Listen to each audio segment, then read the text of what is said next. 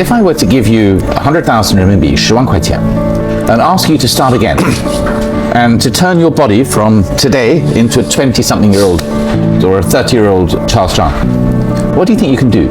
How do you think you can go about it? Because it's not a lot of money, but when you started, you had nothing. So I think with 100,000 RMB, to start an AI company is very costly, right? So 100,000 RMB is not enough. Yeah. So you probably need some doing something else. Especially with the current, nowadays the internet was really a self-media, 自媒体 time. Yes. So I think I will start with being a online influencer. Right, a 网红. Yeah, started to not necessarily a 网红, but to produce some quality content that people may be interested in. Yes. So that you're developing your followers. There's some monetization mechanism, some platforms, and make some, so you turn that 100,000 into more. Right. Yeah. Through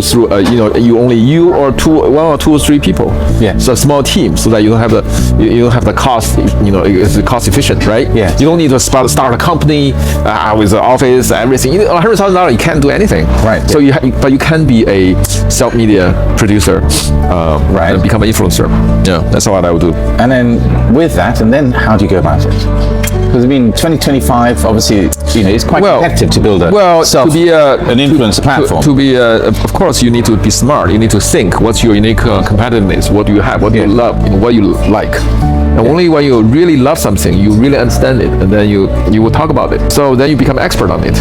Then you will develop influence. You will develop followers. When you have followers, then you have the marketing power.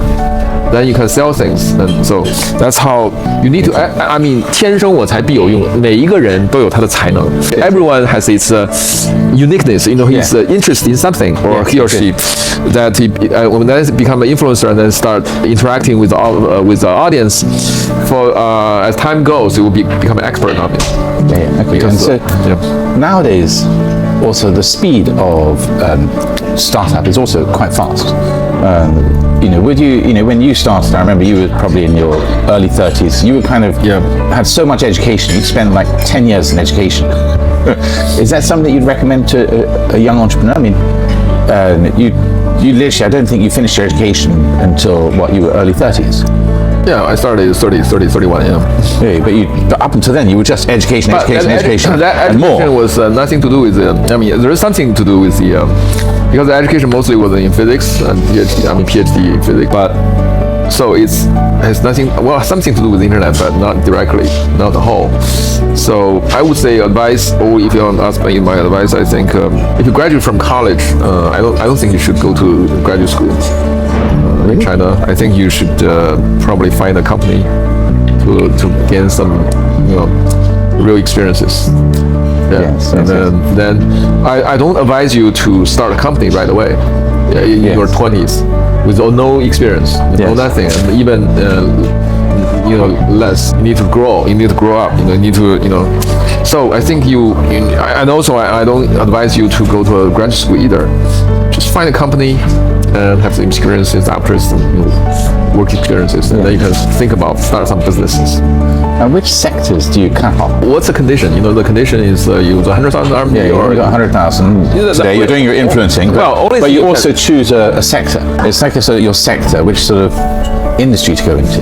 Definitely the internet. You need to do the things on the internet. Internet is an opportunity that still not ending yet. Still not yet. Not over yet. The internet revolution, probably another years to come. We are still in the center, of the storms of the internet revolution.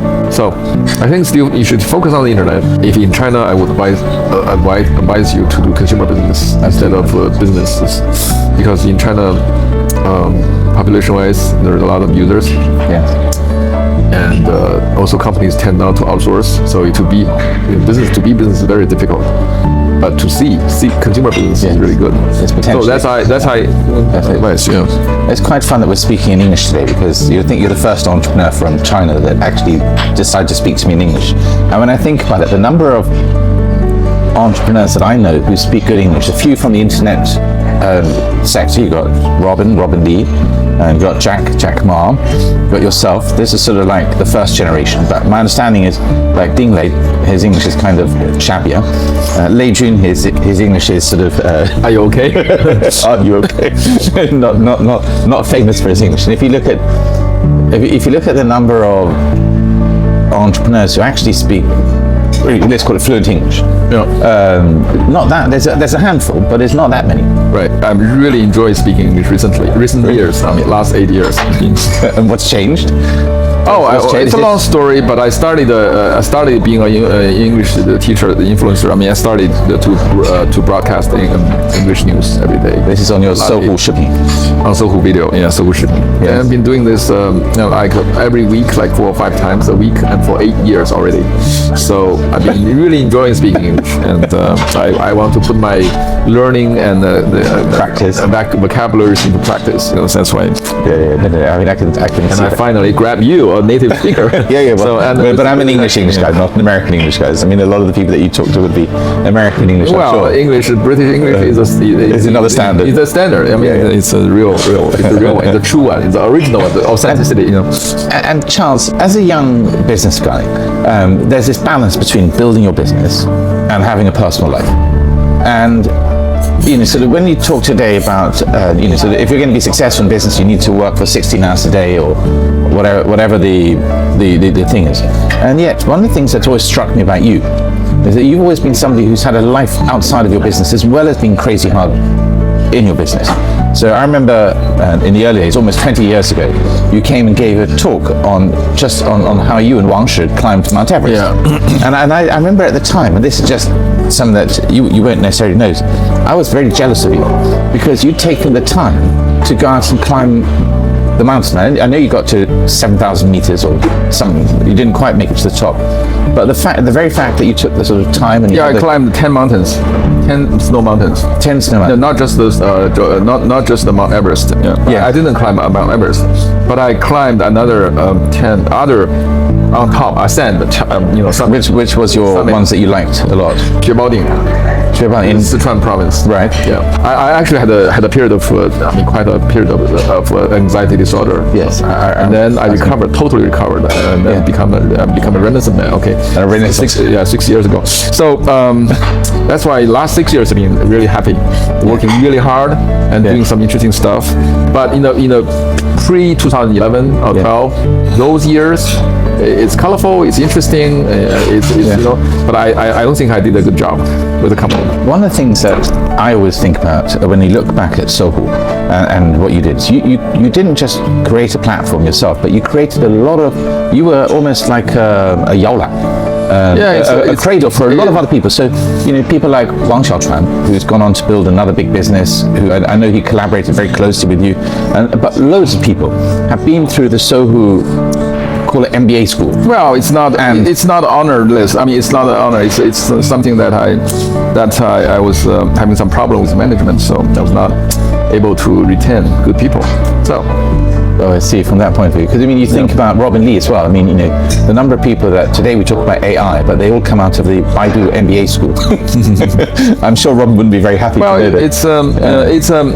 It's a trend, or it's a widely, phenomenon. People tend to want to have their own business if they reach some status or some kind of recognition with a larger company, then they are easier for them to get venture capital, to raise venture capital and on their own. So that's easily happen. But still, there's also part of it is that I was not doing a good job managing the company and try to convince them that here we are, with me, and this is going to be a big ship that we're going forward to the future. Yes. Yeah. Well, one of the things I was expecting you to say with 100,000 RMB was to go and find venture capital, because one of the things that strikes me is that you were at Tsinghua, then you did MIT, you had the most amazing call it education names on your platform, or on your CV, and with that you were quite relatively easy for you to go out and find venture capital. Maybe it was a good time. Hard. It's not good, easy. No, but what I mean is you started your business in '96. You already. It's very hard because not because my CV. My CV is good, but it's too early. Nobody understands venture capital and nobody understands the internet. Yes. and nobody understands to invest in China. I mean, it's so hard. It's much harder to raise money then. Yes. Than to now. Now it's everything. It's all set. But it's nothing. There's no period where it's easy to raise money unless you're this sort of crazy genius or whatever. But there's no period it's easy. But you went from startup to Nasdaq 4 years. Yeah. That was a world record, pretty much. Yeah, because right. You know, so I was expecting you today to say, Yeah, because come up with an idea and then raise capital. Because it's a beginning. It's like a give birth to a baby, right? It grows really fast, right? It's so early. It's early internet, right? Yes. So, but it's very hard to raise money then. It's much more difficult then to raise money because you need to convince people.